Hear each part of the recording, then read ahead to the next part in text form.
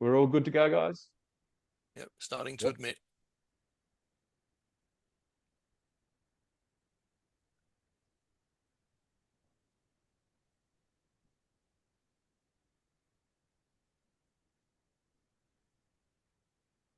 Oh, good. We've got lots of people. I can see Jake. I can see Simone. You're there. Hey guys, turn on your cameras too, so that we can see you, because it's always it's always good to be able to see you. So we've got Jake. We've got Simone. We've got Hallie. Tom Haydock. Good on you, mate. Good to see you here. Travis. Fantastic. And Craig. So that's really good. Um, guys, if you could just turn on your video or turn on your cameras, and that way we're able to see you. So it just means that we don't feel like we're presenting to a lonely room. So if you could turn on your cameras. Thanks, Michael. That's good of you. Good on you, Craig. You're a legend. Thanks. That's good. Thanks, Jamie, for turning on your camera. Good on you, John. And you too, Harry. That's great, mate. And John, you've got new glasses. They look good, mate. No, And a moustache. I'm just in. Them are Good wife's stuff. glasses, mate. I forgot mine. Nah, good stuff. Good on you, Tom. Thanks, Hugh, for turning on your camera. And well done, Hayden. Good to see you on board. And Chris and mate. Scotty Brown, you too, mate. That's great. So fantastic. We've got some great numbers. That's really good. And Paul Kennedy, how are you, Paul? You good? Thumbs up. Good to see you, mate. That's great. And Colin and Evan, Jake, good on you guys. Fantastic. Look, we've got some really good numbers here today, guys, and that's good because it really is a great session that we've got today. So what I'll do, we're just waiting for a few more people to arrive, and they've got a few little people that are a few minutes late. So apologies for the late start, but sometimes we need to wait a little bit for people to come along. This is actually the first event of the 12 Pro Tips series. Now, it's a webinar series that happens once a month, and each month we invite 3 experts to come along and share their knowledge about a very specific subject. And so this was born out of a number of conversations that we've had with builders. So I've done not quite 1,000 interviews with different builders, and what we find is that there are some very common pain points that builders have that really need to be addressed. And so the idea of this is that we've for this first session, we're really looking at specialists who can help builders not only deliver projects more efficiently and more smart and in a more clever way, but also for more profitable outcomes. And so we've got a really, really good lineup in terms of the people that are presenting. And run the dishwasher. Hey guys, if we could just turn off that, if we can just mute, if your speaker's on, you could mute that. And so what we'll be doing now, I'm just going to step you through some of in the research that we did, really talking about the pain points that builders have when it comes to project delivery. And so the first one is very much about a loss of control over budget and timeframes. In fact, about 80% of builders tell us that when it comes to controlling budget or controlling timeframes, they're 2 big things that often, in fact, most of the time, get blown out. So in about 80% of projects, they get blown out. So if you're a builder and you're looking at your own project delivery, if you're constantly finding that you're going over budget or that it's exceeding the timeframes that you forecast, you're actually not alone. It's actually extremely common. And so with some of the people that, or in fact, all of the people that are presenting today, we're going to show you ways to actually manage the budget, keep it tight, keep the timeframes to what you've talked about. And so we've got the right people in the room to show you how to do that. The next thing that they talked about was builders get a stream of unexpected and unwanted surprises that reduce profit. So unlike, say, a manufacturer who's got a factory where you've got a production line and you've got everything that's set in place and you can lock down all of these issues, builders haven't got that luxury. Okay, so when we rock up to site, we've got a whole lot of things that we're trying to discover to work out, okay, what's new, what's happened, what's this, what's that. We've got a whole lot of variables that bump around and change all the time. So as a builder, you're in the situation where you've got a multitude of things that can go right You or get they that can list go of what you wrong. need already? Guys, if you could just mute if you're not on mute. And so the idea Just a is, long 5.5 Jed, mil bit, I reckon. oh, Oh, sorry. Graham, can you just mute Jed, please? Yeah, Um, just trying to find him.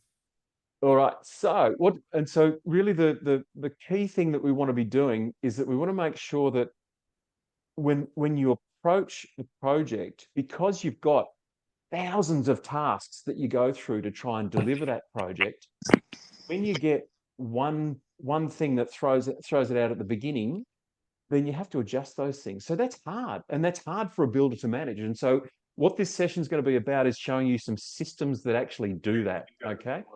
The next thing is finding the right clients for your business. So if you look at this screen here, we've got the people on the left, they're smiling, they're happy, they're all great. And then the people on the right are like, okay.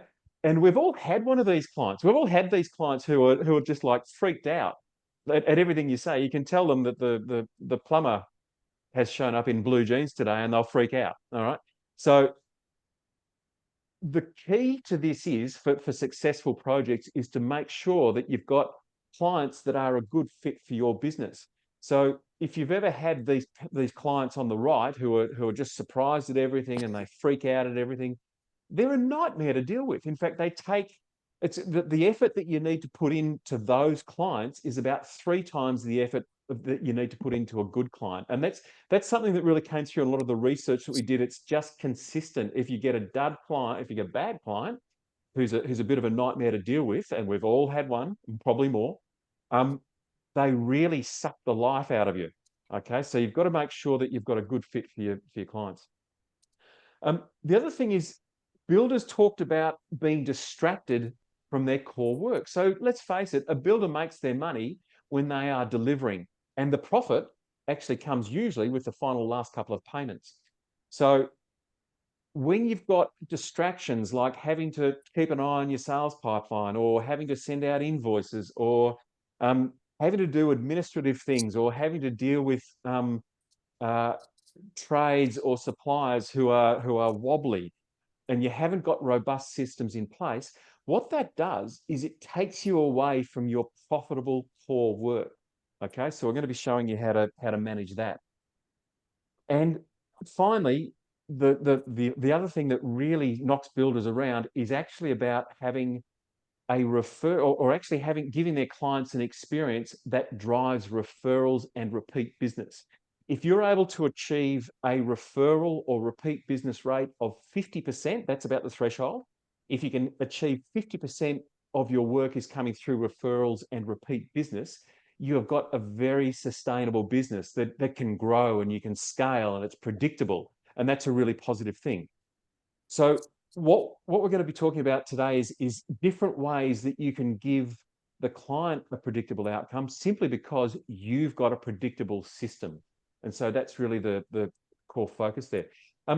The other thing that I would say too, I think it's really important for you guys to ask questions. So in other words, if you've got questions, you'll see along the bottom of the screen there, you'll see there's a chat button. So you can click on that chat, key a question in there, and that way Graham will call it out or the presenter will see it and will actually talk to that point. So it's not, I really do want you guys to ask questions, so please do. And Isaac, Guido, Jed, and Imran Khan, if you want to turn on your video or your camera, we'll be able to see you, which will be awesome.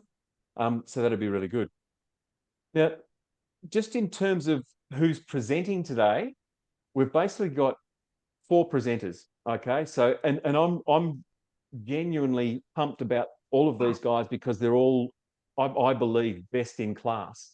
Okay, they're best in the country about how to do this stuff. So the first person we've got there is James Buchanan. So he's worked with hundreds of builders to develop better, smarter ways to communicate, that builders can communicate with their clients, their subbies, a whole variety of people, to automate that, so to really make it easier. So he focuses on the construction industry, and he's very much focused on removing complexity for builders. There are so many tasks that builders need to do that drag them away from their core tasks. So, James, are you on the line there? I can't quite see you there are so many on the call. I can't quite see you from the panel.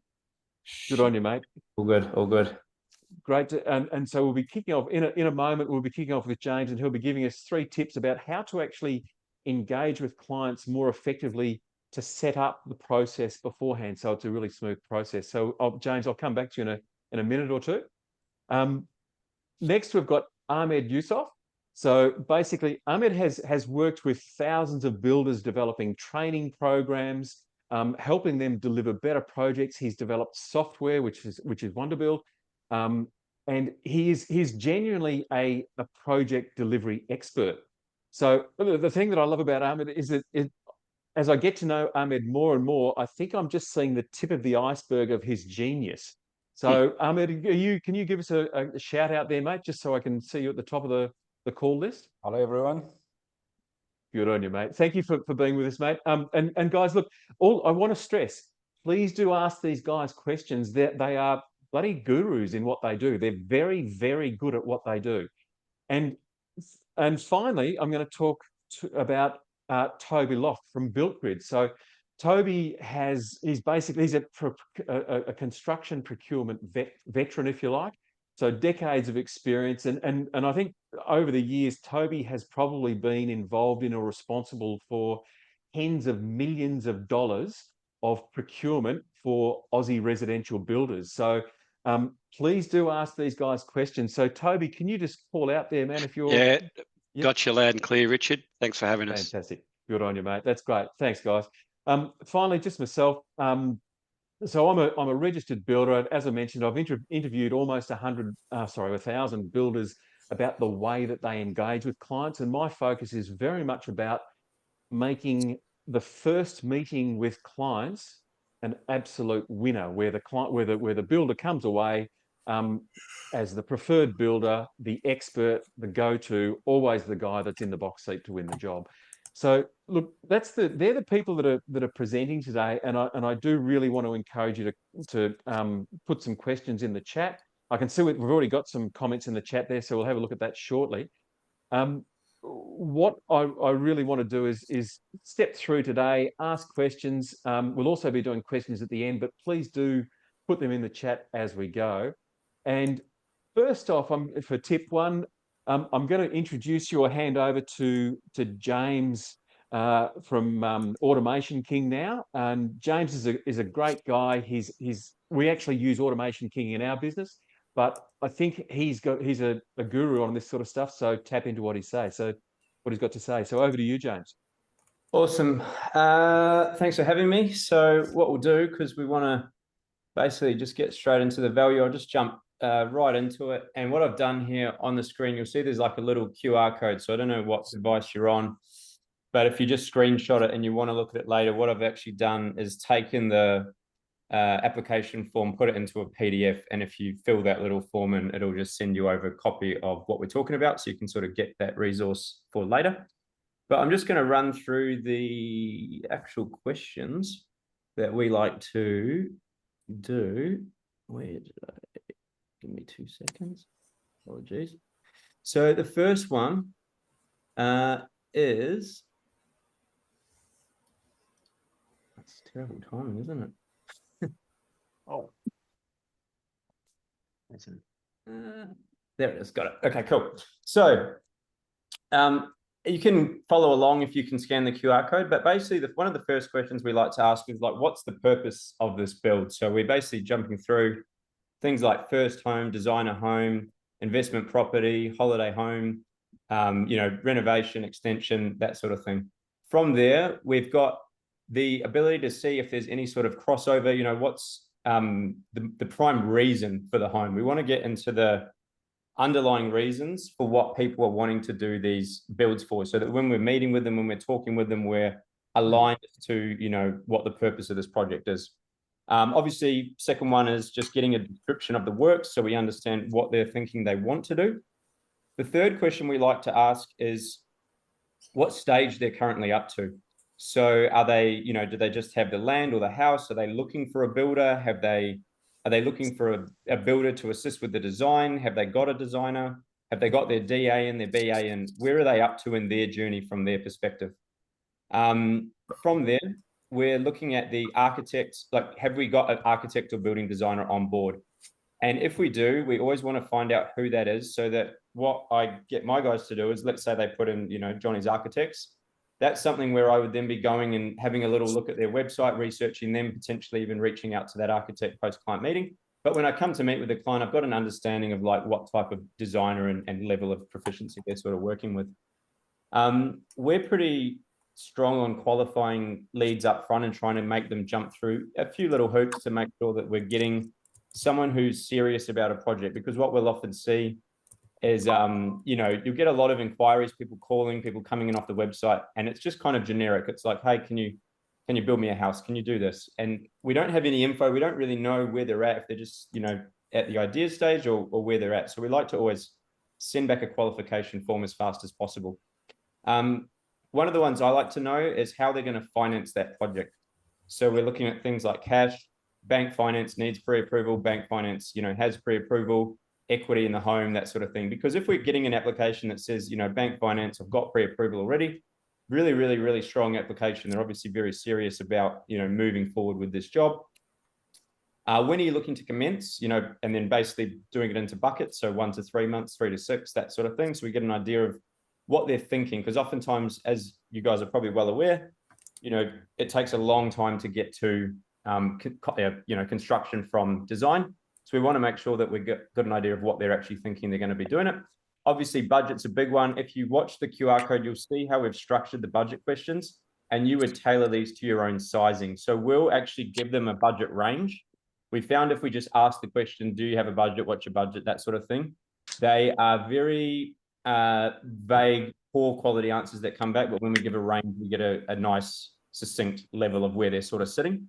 And we always put a bit of a waiver or a bit of a script together with that question to assure them, because oftentimes they don't really want to tell you what they're actually thinking. So we try and get that out of them in the most pleasant way possible. And then we want to know, you know, so we've asked them, what are they doing? And then I like to know what's the reason driving them to that? Like, why are they engaging? Why are they wanting to do this build? Not like, what do they want to do, but why do they want to do it? And then the last two are, what is the core reason that they've reached out to you? So oftentimes people ask, like, how did you hear about us? Which is great, you know, social media, Google, whatever. But I want to know, why have you, you know, because I can go to Google and find builders galore. That's not a problem. But why have I inquired with you? And what we'll often see there is things like, I read your reviews, I looked at your projects, your social, you know, it's telling us what parts of our marketing are doing the heavy lifting of getting them to inquire. And then the last one I like to check is, you know, have they had a previous experience in building or renovating? Because oftentimes the experience has been really bad. If that's the case, I want to learn about that and then go from there. We'll jump to the next one, I think, Rich.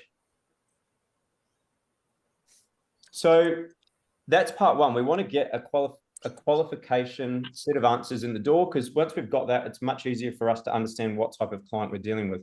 The second tip that I've got is, and I would obviously, you know, we would automate this fully and so run it that way, but I will put this into the chat.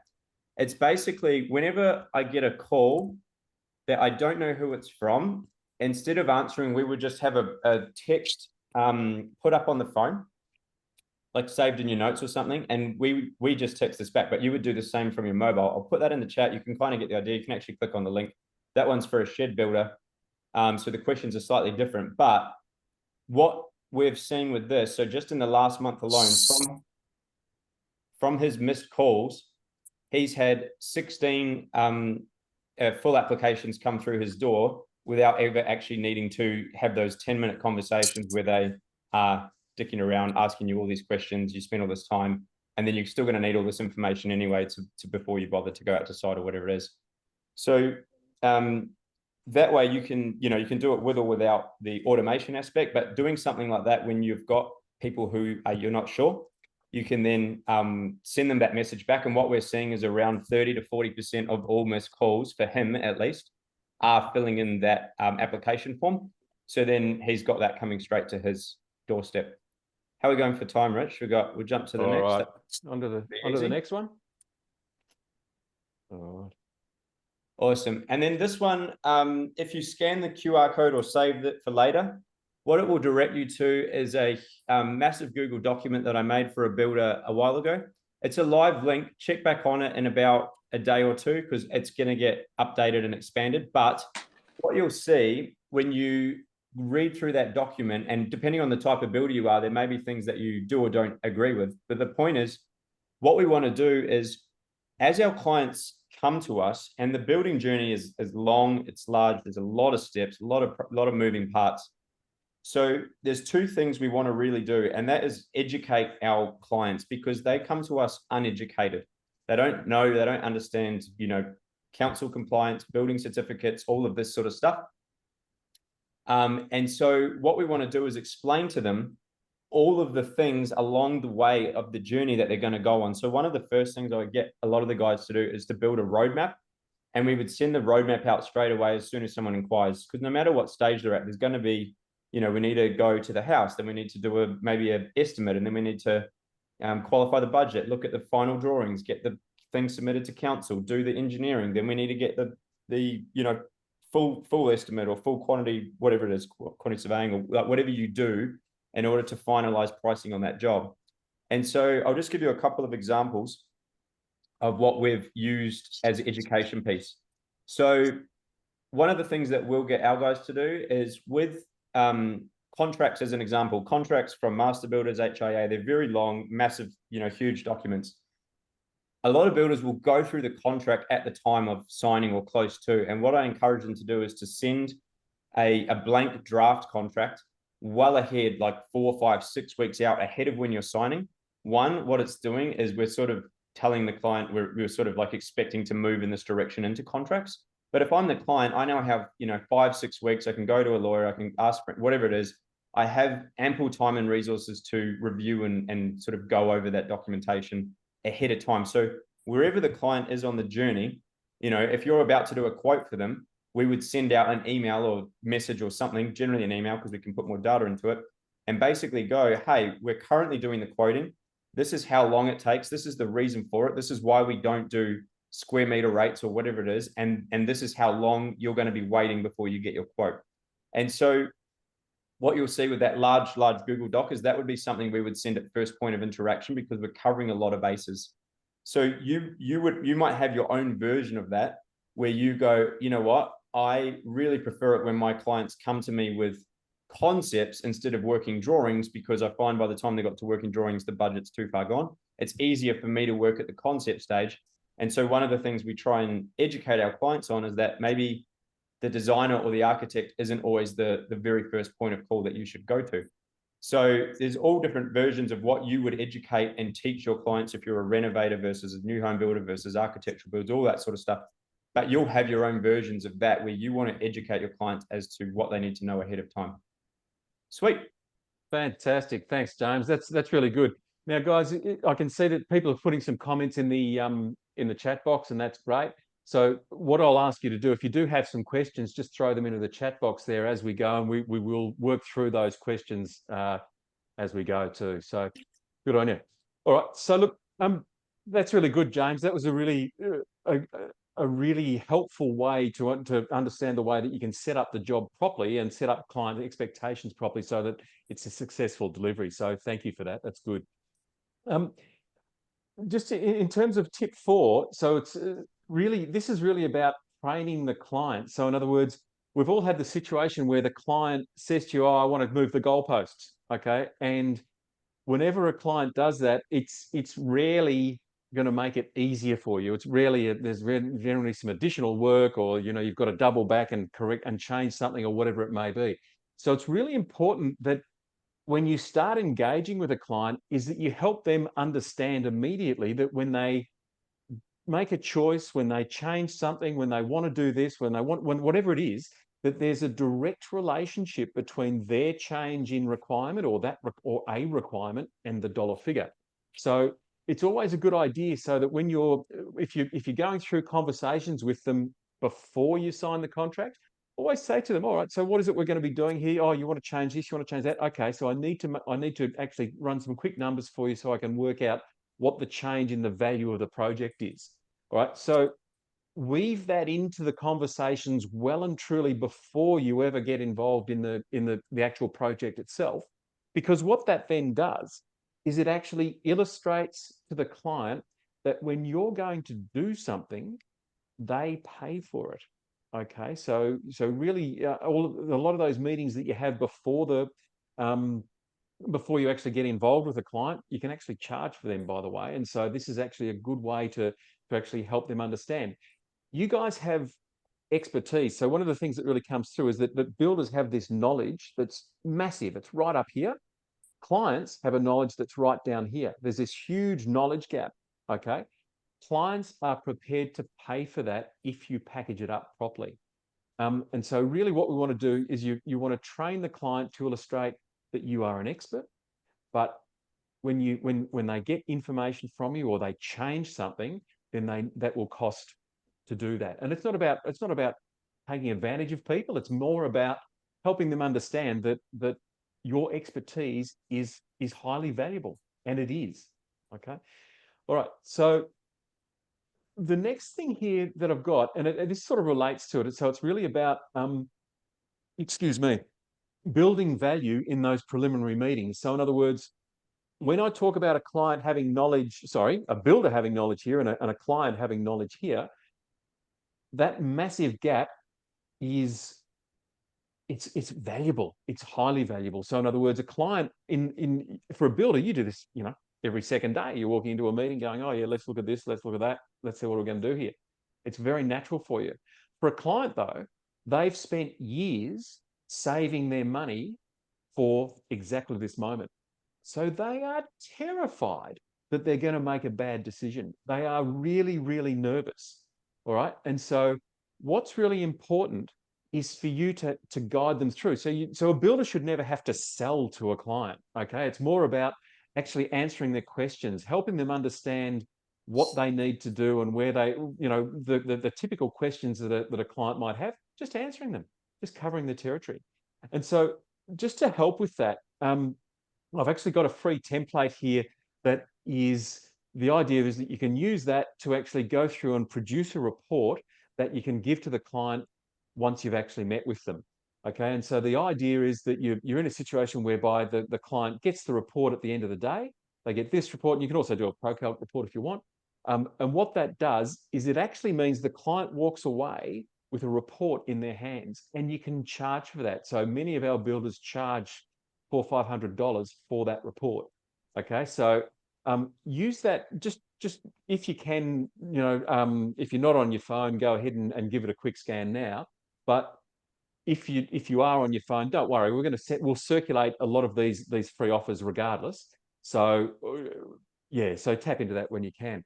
But look, the idea here is that really there are some fundamental questions that clients need answered before they will ever progress.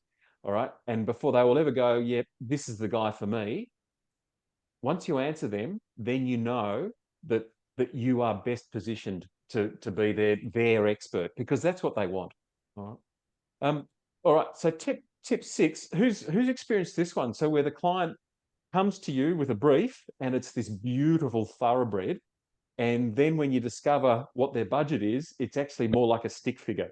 All right. So it happens all the time. So the painful point for builders that they talked about was really, you can spend a whole lot of time investing in a client, trying to work out what it is that they want to achieve, refereeing the disputes that they have between one another, investing time and effort and sweat, not getting paid for it, only to discover that they can't actually afford it.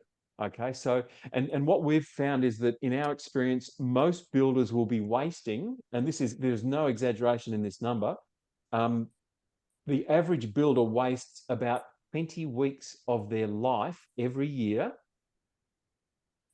quoting jobs that they'll never win. Okay, so we actually track this. We actually have got this data in our system to actually see how much time builders waste on dud quotes.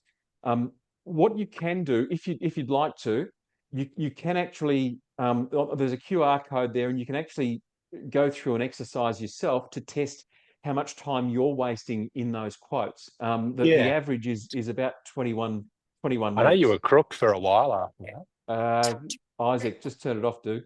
And so anyway, what's the idea here is that you can actually go ahead and measure how much time you're wasting. And if you are wasting time, then ProCalc is obviously a system that you can use to do that. But the idea is you want to make sure that you qualify the client as quickly as possible for their budget. And ideally, you want to do that in the first meeting.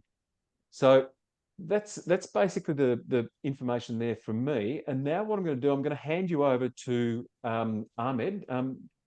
And so Ahmed's a really smart guy. He's got a lot of knowledge about how to deliver projects efficiently, and he has worked with thousands of builders. So Ahmed, I'm going to hand over to you now, mate. Thank you, Richard. You've certainly set the expectations very high there for me, Richard. That's fantastic. Firstly, we talk a lot about the perfect client, right? Trying to get the right type of client that you should be able to work with.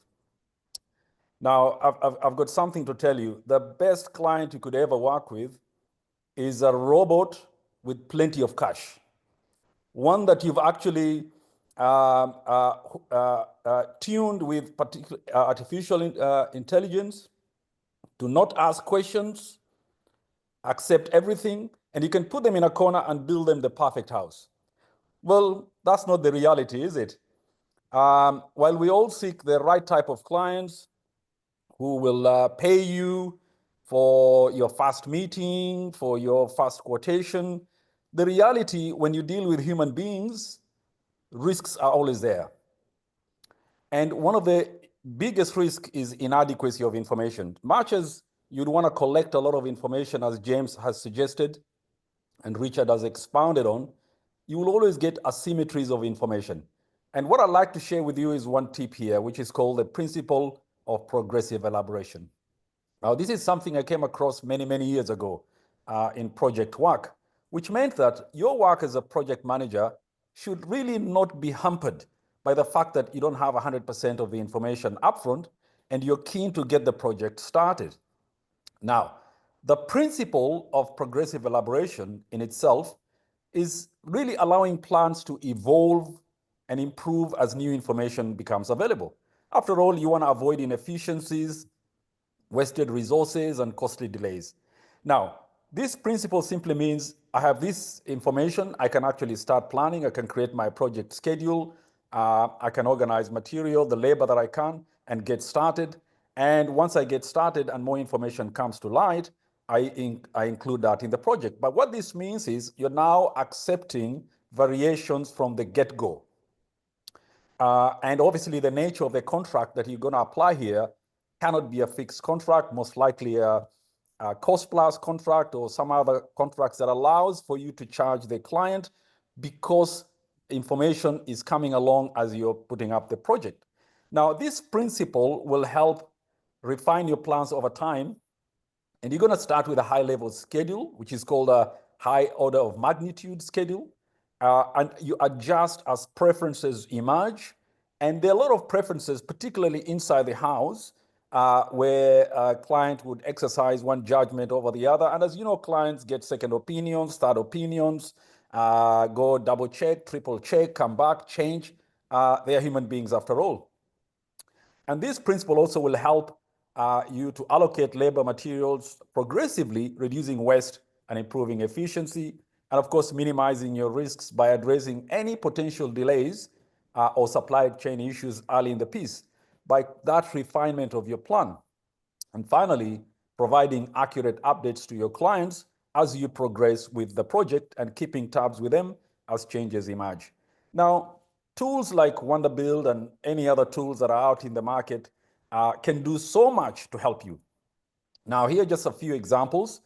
Some of you who are using tools like Wonderbuild or others, and by the way, tools are there to help you. They're not there to necessarily drive your business. You drive your business. Tools are there just as an aid. But often what we find is that many people don't use tools to the maximum ability because either you have limited time or you haven't explored a lot, you haven't invested a lot, but tools are there to help you, and tools evolve over time as well. Now, in a tool like Wonderbill, you can get real-time updates as the tasks move forward. You get dependencies on your schedule, which can you get to adjust them when changes happen. You track your milestones early to spot and fix any bottlenecks that you start to see up ahead of you. And of course, work seamlessly with all your suppliers and subcontractors. And of course, manage variations easily. Now, variations is a big one here, and very important to use a tool to actually help you in getting across that. Next tip, please. Okay, the next tip is really getting on top of priorities. Now, of course, priorities here, I'm talking about of time management, focusing on what's important. Now, clearly in managing project, missing deadlines or forgetting key tasks, this adds unnecessary stress, something you do not need in any of your projects. Often, when we rely a lot on what we have in our minds or what we write on notepads, these are things that can fall by the wayside, or hoping to get reminders from your colleagues. Really, relying on the people database does not work. So automated reminders and notifications ensures builders stay ahead of their schedules and avoid costly oversights. Now, this could be on material deliveries or allocating resources to tasks, safety checks, and much, much, much more.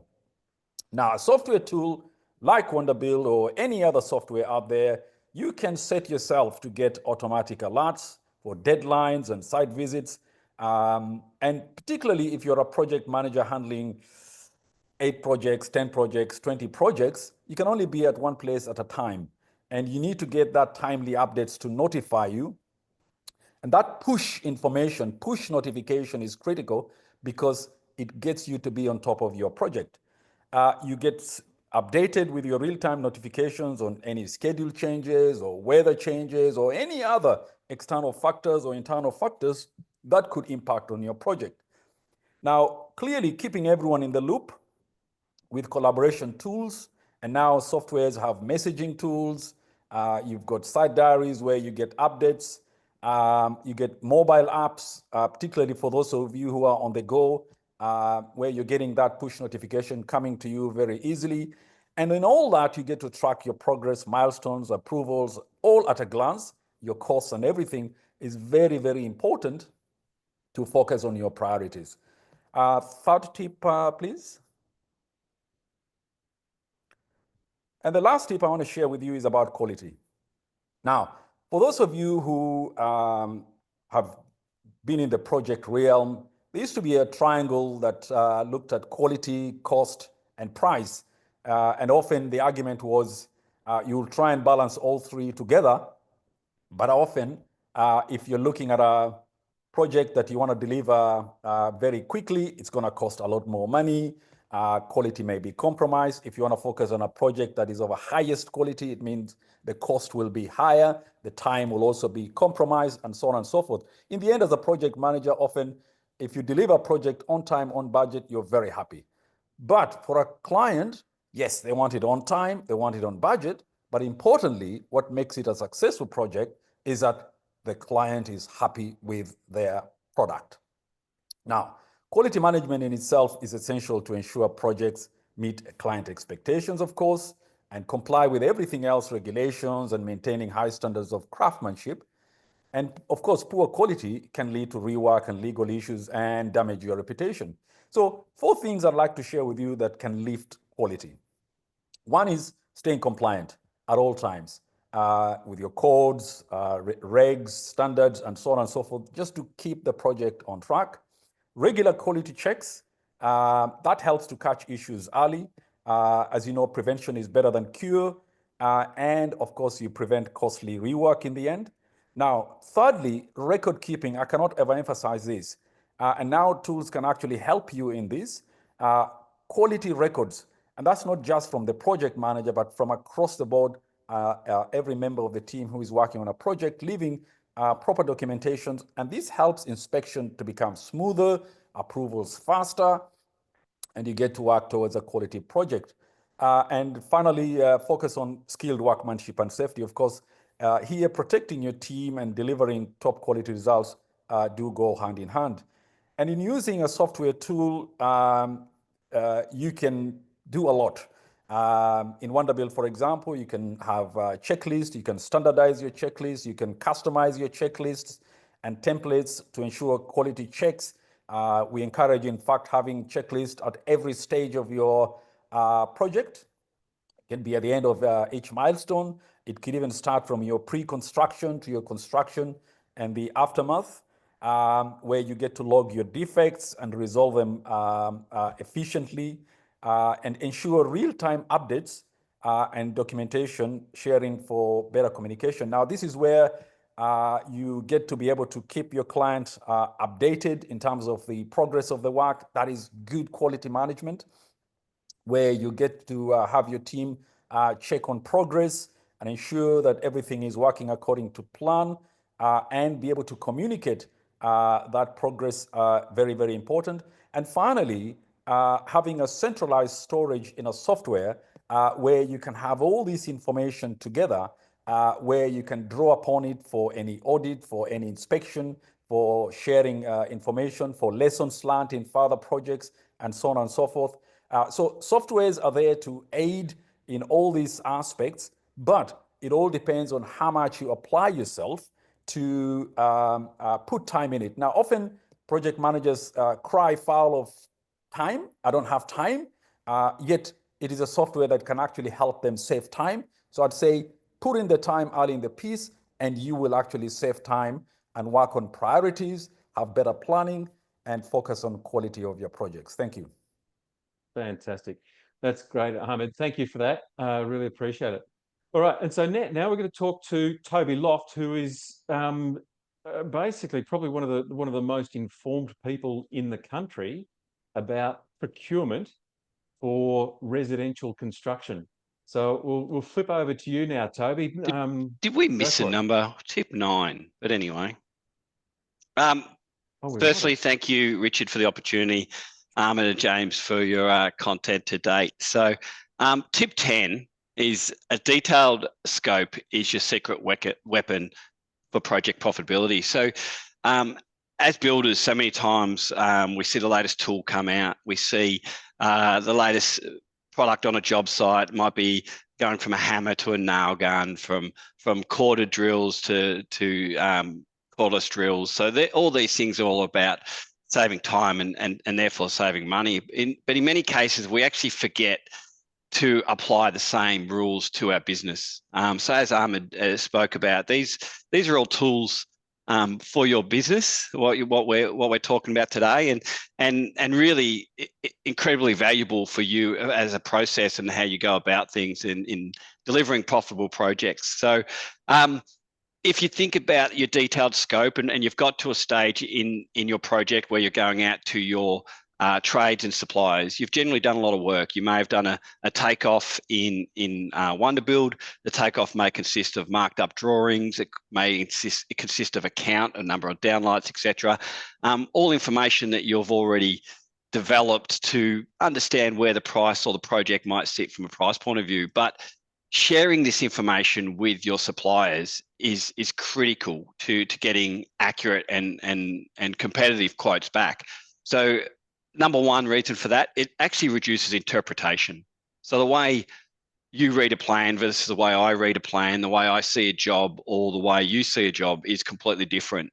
So on many occasions when you're receiving a quote back, there's a lot of back and forth in actually understand what they meant by certain things. So that interpretation is how they see the job versus how you see it. So by providing a full takeoff, by providing a bill of materials, providing these things you've already developed in these great tools actually helps your supply chain provide the right quote and right pricing back. It also leads to faster response times, meaning if they've got all the information, your Sparky knows how many PowerPoints, he knows how many downlights, he's looking at it going, oh yeah, $50 a point and this much a light, and he's responding very quickly. The other side of that is actually it's more accurate. So because of the lack of variation, because of you can have comfort going back to your homeowner and saying, okay, well, this is the scope. We all understand variations occur, but they should be from a base that's 10 downlights, power point in each room, etc. And look, ultimately what we do find and what we do see is the more detail you provide, the faster response, more accurate pricing, but importantly, those savings eventually come back to you because the supply chain understands the work you've done to get to this stage and that it's likely to go ahead. So therefore, here's my best price to win that work. So tip 10, detailed scope, your secret weapon. Tip 11, a larger supply network gives you the edge on every project. So in many cases, as a builder, you'll know 3 Sparkies, you might know 2 window manufacturers, you might know 4 plumbers. Unfortunately, we still work in an industry where your supply chain may not understand their business like you understand yours. So they might hear the news cycle, they hear of pricing going up. In a lot of cases, you are impacted by someone being busy or not wanting the project or the job and putting $2,000 on it. We know from the data in our system that on average, if a window manufacturer is over 4 weeks lead time, then there's a 15% price increase for some price variance from someone that is under 4 weeks. So this is real data. This is real information that we see. So having a larger network gives you actually an increased probability of winning the project because you know that actually this is where the market sits. And the capacity of my network is unlimited. The other area is that if there's a project that you really want to get involved with as your business evolves, you might be going into high-end builds, you might be looking at things that need concrete panels, precast panels, etc. Lifts we see a lot of. You may not have that network. By tapping into a larger network, people that you know, number one, you're going to save time because you don't have to do all the chasing, but the larger network gives you the ability to quote any project and get back in a responsive time frame. So that brings us to tip 12, and look, I'm trying to keep this on track and not get too far away with it, Richard. But signing job orders, we see so often a builder sends an email and says, yeah, my order's placed. If you're not getting your supplier to sign it and actually returning it, then the likelihood of a price increase on call up, the likelihood of the supplier not being ready for your build is tenfold. A digitally signed job order ensures that the project scope is agreed, the value of the work being completed is agreed, and the timing's agreed. So just by sending an email and placing an order doesn't always do it. We see builders that are utilising a signed job order are finishing projects up to 4 weeks earlier because the suppliers are actually ready when they need them. So not only are you locking in your supplier for that timing, you're locking in your profit. So Ahmed touched on variations. We know variations happen. We know that homeowners change their mind. Richard touched on it even earlier, that you need to set those boundaries first. So we've done all this work around a scope. We've done all this work around job orders. My supply chain has actually done this work as well. Mr. Homeowner, there is a variation and the cost looks like this, and then that is shared down the line. If you've got those job orders locked in to start with, we're actually working from a base and saying, okay, this is a variation, it's an agreed cost, and the homeowner agrees. So you put yourself in a really good position to negotiate or discuss or inform homeowners, and then also your supply chain on the changes within any project, if there are any. So signed job orders protect your project timelines and profit. It is really about bringing that whole project together. And in our opinion, it should be done before a supplier hits site. So whether it's a guy doing site set out or whether it's a concreter or bricky, they actually should have a signed job order before hitting site to protect yourselves. So Richard, that's it from myself. That's awesome, Toby. Thanks, mate. That's really good. So hopefully with the various tips that the guys have provided, there's been some real value that's been presented here. I guarantee these. I like talking to all three of these guys because I learn something from them every single time. And so just in summary, it's really important to set up those client expectations early. So educate them, and that's a key thing. Heavily qualify every client for fit. Don't be afraid to ask them difficult questions, because it's much better that you go through a bit of a difficult and try to normalize asking them difficult questions. It's far better for you to go through that process and ask the difficult question and get the answer and know whether they're right for you or not, and step away or stay with them. It really is a very powerful thing to do. I guess introduce systems wherever possible. Thinking about it, this whole webinar has probably been about introducing systems. And so communications, setting priorities, managing variations. I know Ahmed talked quite a bit about managing deadlines and automated collaboration. And so that gives you that control and gives you an easier way to manage projects and deliver on time. And it was really the stuff that Toby talked about in terms of locking down that scope, getting the suppliers in place early, having the job orders in place, so that you're actually moving the project through the system, and it's systemized. It's not in your head. It's not in a notepad. It's not in your emails. It's actually a systemized approach. Is a really powerful thing to have happen. Now, in a moment we're going to be taking questions. So if you've got questions, please do put them in the chat bot now, or in the chat box rather. But as well as that, each of the people on this call, all the presenters on this call have already indicated that they're quite happy for you to reach out to them directly. So that's BuiltGrid, Wonderbuild, Automation King, and myself at Procal. So please do feel free to reach out to us directly. We'll actually be sending around some information that basically includes what we've talked about today. But all of us are open to answering any questions you have. So I'll flip over to questions now, and I'll ask you to put those in the chat box rather.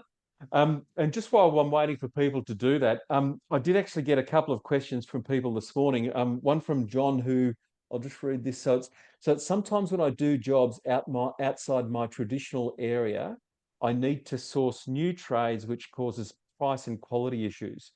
What's the best way to manage that? And so maybe Toby, you might be the right guy to answer that one. You're probably the guru on that one. No, I'm just looking for this chat bot, Richard. I'm just struggling to find it, but box. Okay. Yeah, look, we get that a lot. There's a lot of builders at the moment. You're taking. There's a lot of leads coming in. There's a lot of marketing going on. So the projects always aren't in your ideal area, and in many cases, your trades won't travel to a specific region. With a network of we've now got a network of over 22,000 trades and suppliers. Having access to a larger network through a system that is definitely focused on B2B. So it's not B2C, being a homeowner looking for a Sparky, that sort of stuff. These are trades and suppliers that want construction work. Having access to a network and broadening your network through systems is the best way to overcome that. Yeah, fantastic. All right, thanks, mate. Now, Ahmed, in the chat box, there's one there for you. It's, can Wonderbuild bring the signed purchase order system in? Yeah, I was actually just going through them now, and a few other additional comments underneath. Okay. So just as an update, there's a whole lot of updates coming up this year, and certainly the whole signing regime will be updated. So watch this space. And once we have a fantastic system for signing, it'll be easily applied across the board in all the areas where there's purchase orders or any other of those areas. So watch this space. And obviously quite a few quite a few other things that will be coming. Just to excite you a little, one of the things that hopefully will come maybe second quarter of this year is an AI-driven schedule. So this is one where you can put in comments on changes on your schedule, and it will get done automatically. So this will actually lessen your workload immensely. And as you know, in Wonderbuild, our focus is to make sure we do everything possible to make your work as easy as possible. The more time you have with your kids in the cricket ground, or that slab of beer, or going on a picnic, that makes us happy. So rest assured, things are happening. Fantastic. There's another one here from Jackson. Can Wonderbuild bring in live integration with trade suppliers? So obviously we have ongoing discussions and plans with BuildGrid, and we hope that will happen sooner rather than later. I think once BuildGrid comes into the Wonderbuild ecosystem, I think that'll open up a whole lot of benefits to all of you, from additional tradespeople that you can get to use, suppliers, and so on and so forth. So hopefully, 100% agree, Ahmed, and that'll close the loop on that signing documents, etc. So yeah, I looked at all those questions coming through for you, going, we could solve a lot of those just with that one integration. yes, indeed, yeah. No, good stuff. There's also just a question there about Gantt charts. What was the question for there? you? I mean, sorry, I didn't. Will it ever have the ability to set a baseline on the schedule so we can track variance to schedule the way MS Project does? I thought actually you could set a baseline at the moment.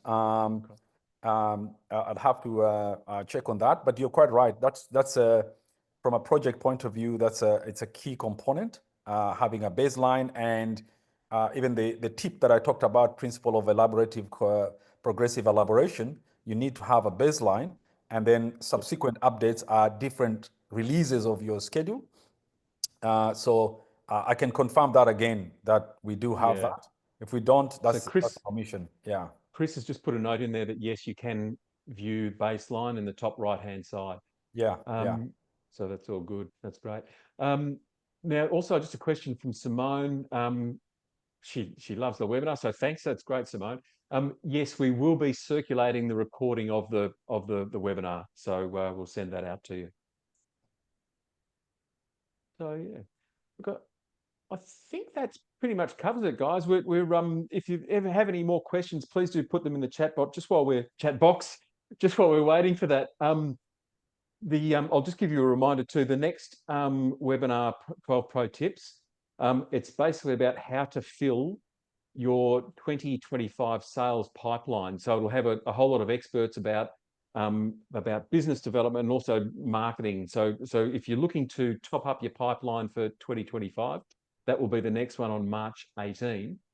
So and we'll send out an invitation to you for that one. It looks as though we've pretty much covered all the questions there, guys. We're all good. So, folks, thanks for coming along. Really appreciate it. Special thanks for Toby from BuildGrid, James from Automation King, and Ahmed from Wonderbuild. And I'm Richard from ProCalc. So thanks for being involved, and I hope you're having a good day. Thanks, guys. Well done, guys. Really good. Thanks. Bye-bye. Bye-bye. Thank you. Bye for now. Fantastic. Thanks, guys.